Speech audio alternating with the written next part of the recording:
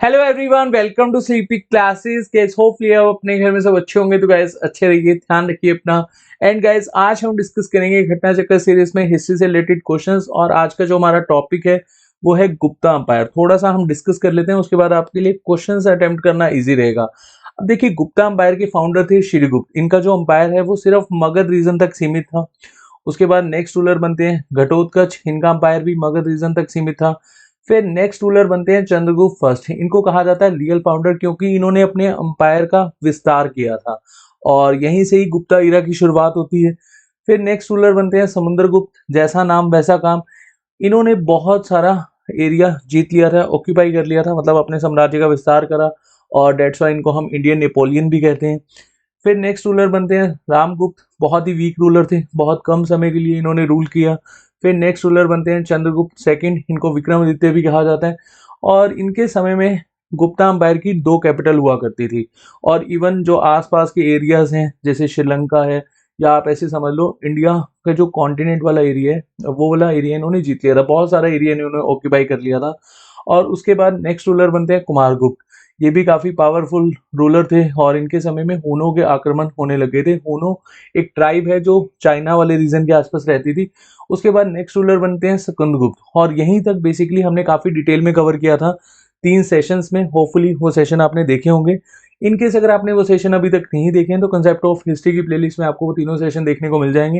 नहीं तो डिस्क्रिप्शन में आपको लिंक मिल जाएगा। इस सेशन के बाद अगर आप वो सेशन देख लेते हैं तो आपका कोई भी क्वेश्चन गलत नहीं होगा अगर आपके एग्जाम में गुप्ता अंपायर से रिलेटेड क्वेश्चन पूछा जाएगा। अब देखिए, स्कंदगुप्त के बाद सिर्फ एक क्वेश्चन पूछा जाता है कि लास्ट रूलर कौन थे गुप्ता अंपायर के। वो है विष्णुगुप्त।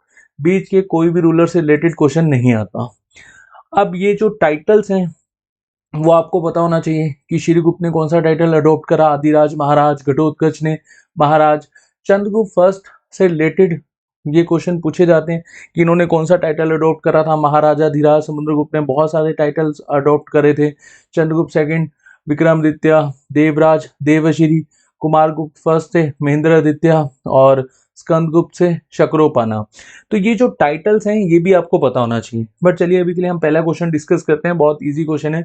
वो among the following Gupta king ascended the throne in the year 61 of Gupta इरा। अगर आपने पिछली स्लाइड को अच्छे से देखा होगा तो डेफिनेटली ये क्वेश्चन आप बहुत ही इजीली अटेम्प्ट कर लोगे कि गुप्ता इरा जैसी ही शुरुआत होती है उसके 61 साल के बाद कौन रूलर थे। समुद्रगुप्त, चंद्रगुप्त सेकंड, कुमारगुप्त या फिर स्कंदगुप्त।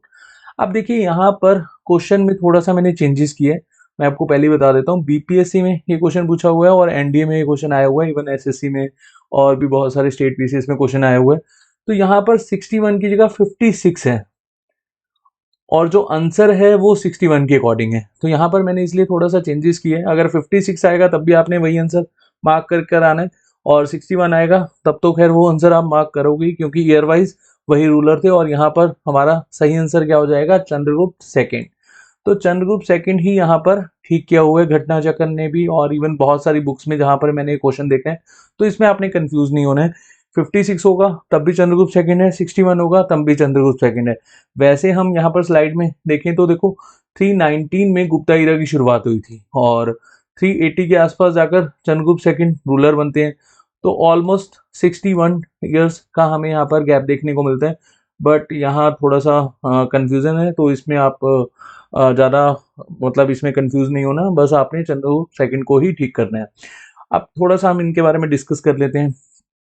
चंद्रगुप्त सेकंड 61 की एज में गुप्ता इरा की 61 की एज में ये रूलर बने थे।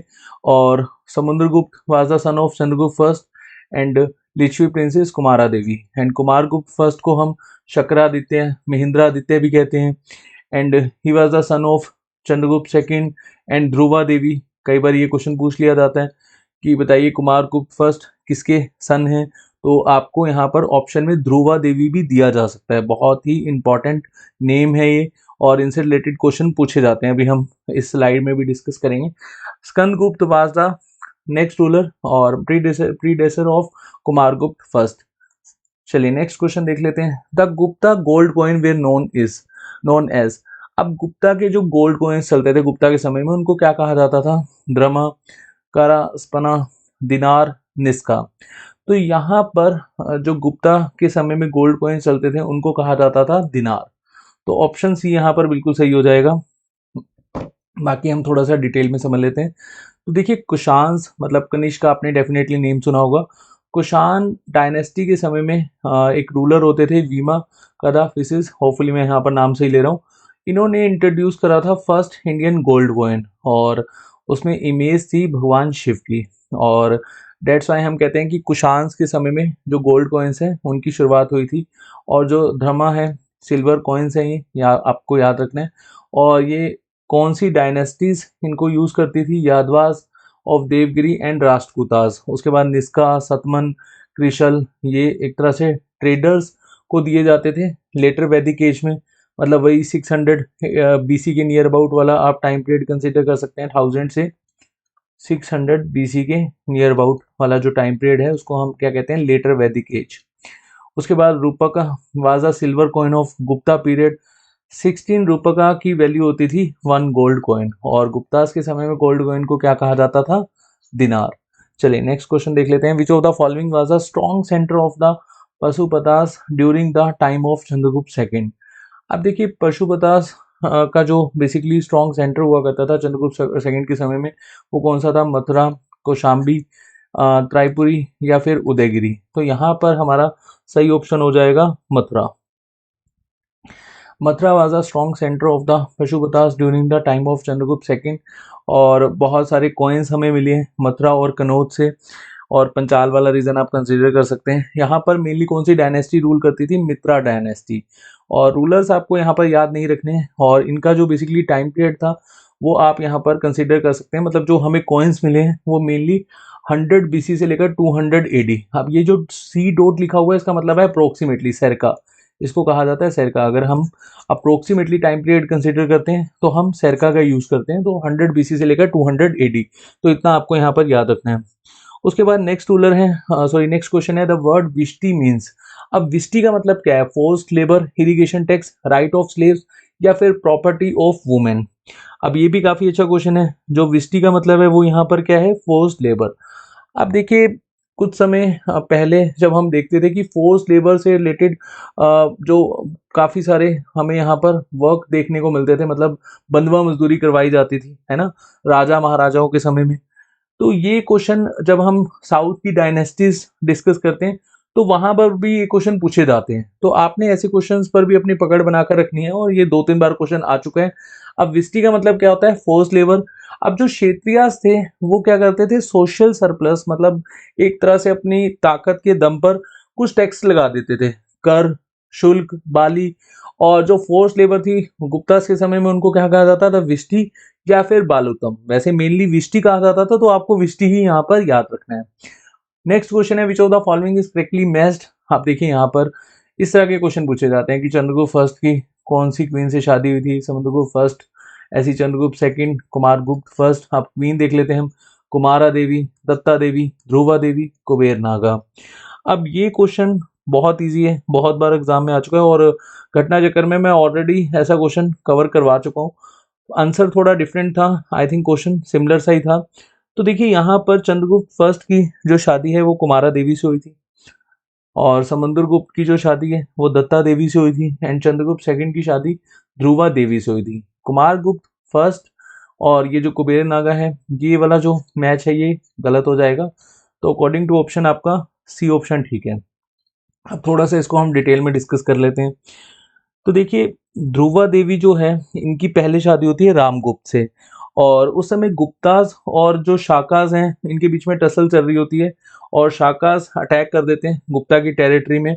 और उसके बाद जो शाकाज हैं वो बेसिकली एक तरह से गुप्ताज के आगे एक शर्त रखते हैं कि अगर आप, या डिमांड रखते हैं कि अगर आप अपनी वाइफ को सरेंडर कर दोगे तो हम आपका जो साम्राज्य है वहां पर अटैक नहीं करेंगे। तो रामगुप्त अपनी वाइफ ध्रुवा देवी को सौंप देते हैं शाकास को, और उस समय जो रामगुप्त के ब्रदर होते हैं चंद्रगुप्त सेकंड, वो शाकास की टेरिटरी में एंट्री करते हैं और रानी को छुड़वा कर लाते हैं और रामगुप्त को मार देते हैं। ये सारी की सारी जो कहानी है ये हमें एक संस्कृत प्ले में देखने को मिलती है, देवी चंद्रगुप्तम।